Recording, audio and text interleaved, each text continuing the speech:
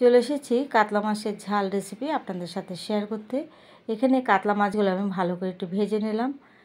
ভাজা হয়ে গেছে, মাছগুলো তুলে রেখেছি। এবারে একটা মিক্সি বাটির মধ্যে টমেটো, কাঁচা লঙ্কা, সর্ষে, পোস্ত, একটু আদা, একটু জল দিয়ে একটু বেটে নিলাম।